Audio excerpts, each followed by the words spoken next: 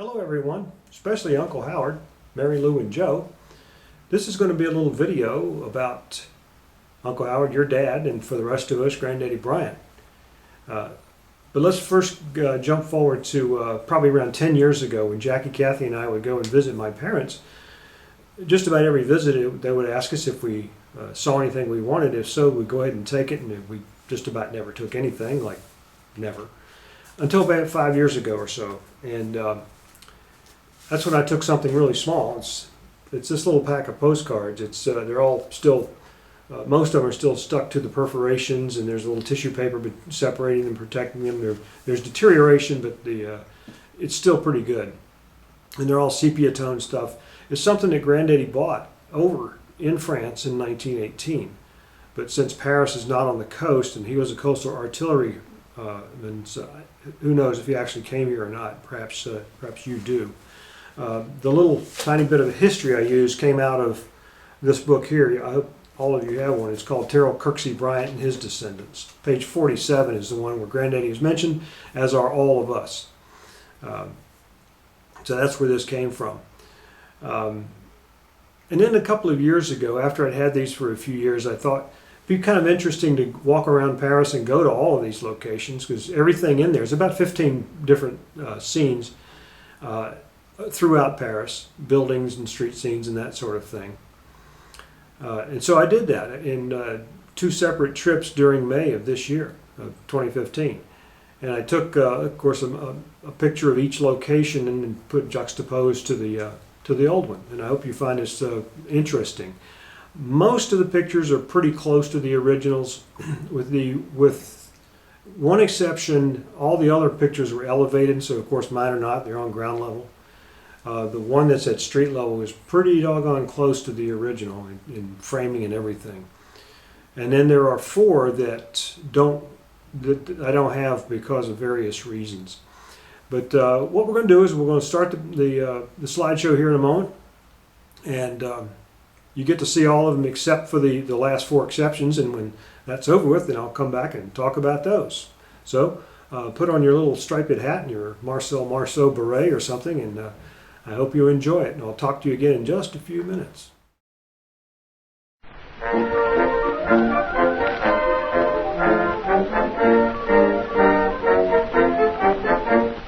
Johnny, get your gun, get your gun, get your gun.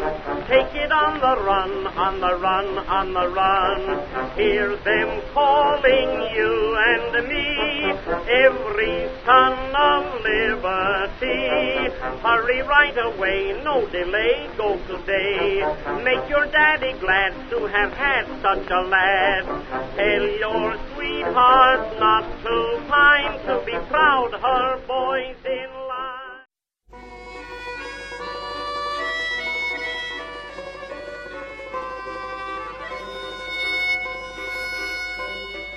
Sous le ciel de Paris s'envole une chanson. Elle est née d'aujourd'hui dans le cœur d'un garçon. Sous le ciel de Paris marchent des amoureux. Leur bonheur se construit sur un air fait pour eux. Sous le pont de Bercy, un philosophe assis, de musiciens, quelques badauds, puis des gens par milliers. Sous le ciel de Paris jusqu'au soir vont chanter l'hymne d'un peuple épris de sa vieille cité. Près de Notre-Dame, parfois couvre un drame, oui mais à Paname, tout peut s'arranger. Quelques rayons du ciel d'été, l'accordéon d'un marinier, l'espoir fleurit au ciel de Paris. Sous le ciel de Paris coule un fleuve joyeux. Il endort dans la nuit les clochards et les gueux. Sous le ciel de Paris, les oiseaux du bon Dieu viennent du monde entier pour bavarder entre eux. Et le ciel de Paris a son secret pour lui.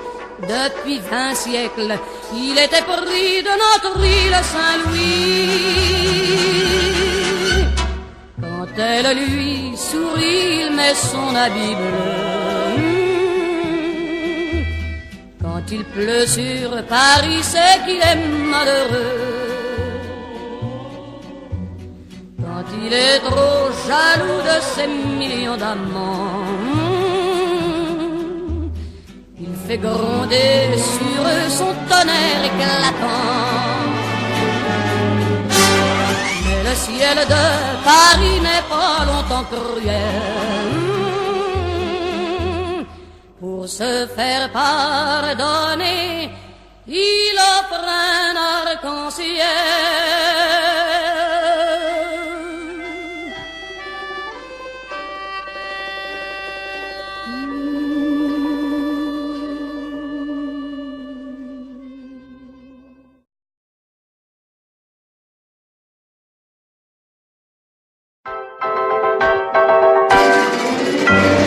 J'aime flâner sur les grands boulevards. Il y a tant de choses, tant de choses, tant de choses à voir. On n'a qu'à choisir au hasard. On se fait des ampoules à zigzaguer parmi la foule. J'aime les baraques et les bazars, les étalages, les loteries et leurs camelots bavards qui vous débitent leurs bobards. Ça fait passer le temps et l'on oublie son cafard. Je ne suis pas riche à millions, je suis tourneur chez Citroën. Je peux pas me payer des distractions tous les jours de la semaine. Aussi moi j'ai mes petites manies qui me font plaisir et ne coûtent rien. Ainsi dès le travail fini, je file entre la porte Saint-Denis et le boulevard des Italiens. J'aime flâner sur les grands boulevards. Il y a tant de choses, tant de choses, tant de choses à voir. On y voit des grands jours d'espoir, des jours de colère qui font sortir le populaire. Là vibre le cœur de Paris, toujours ardent, parfois frondeur, avec ses chants, ses cris. Et de jolis moments d'histoire sont inscrits partout le long de nos... Yeah, welcome back. I hope you're enjoying the movie so far. You're all feeling all Frenchified or whatever that's supposed to mean. Okay, the four exceptions. The first one you'll see is a large church cathedral looking building, very tall spires. It's called Sainte Chapelle. And for some unusual reason, it's inside the compound where the French Justice Department is located. Can't imagine that happening in Federal City, USA, but nonetheless, that's what's there. The compound that it's located in, you have to pay it's about $20 to go inside and take whatever tour is offered. I have no idea what's there, and I was walking, so I wanted to keep moving, and I thought that $20 is a little steep to take one picture. There is a picture of the chapel there. However, it's just taken from 180 degrees out and from a good bit farther away from the original. Someday, if I find there's a reason to go in there, and I do, then I'll take the picture and substitute it for the current one. But for now, it's not the same angle. The second one is inside the Hotel des Invalides. There's a picture of that in the original cards. When I took the picture outside, I go to the door and find out that they're not going to open for another hour and a half. So I kept going, and I have not been back yet, but probably will someday get there and get that one swapped out as well.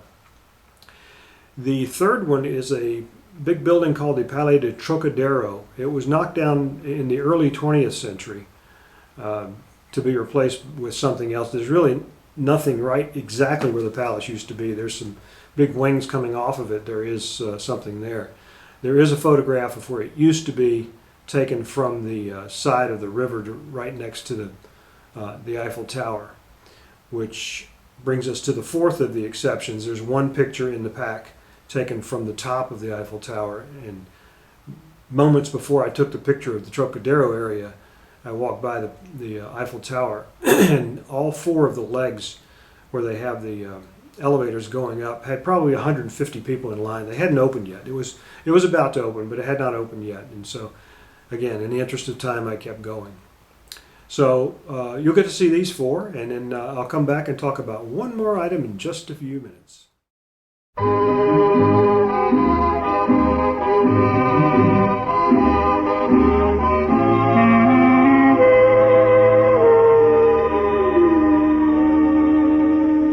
Des yeux qui font baisser les miens, un rire qui se perd sur sa bouche, voilà le portrait sans retouche de l'homme auquel j'appartiens. Quand il me prend dans ses bras, qu'il me parle tout bas, je vois la vie en rose. Il me dit des mots d'amour, des mots de tous les jours, ça me fait quelque chose.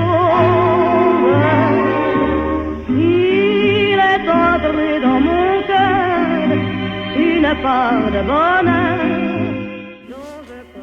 Okay, we're almost there.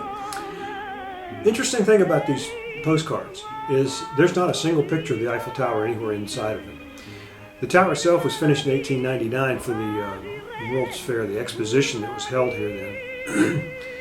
And initially the folks of the city didn't like it too much. They thought it was a big monstrosity. So there are possibly two reasons why they're not in there. Two of the photographs, or the postcards, have no motor vehicles. They have only horse-drawn vehicles in it. So those pictures themselves are very old, of course. All the others pretty much have motor vehicles in it, and I'm pretty sure the tower predates motor vehicles. So either they just weren't in the scene because it was in the wrong direction or wrong location, or perhaps the publisher, for his own artistic, political reasons, chose not to do so. So anyhow, there is no Eiffel Tower, so I've provided two pictures, one from a distance and one at the end looking up.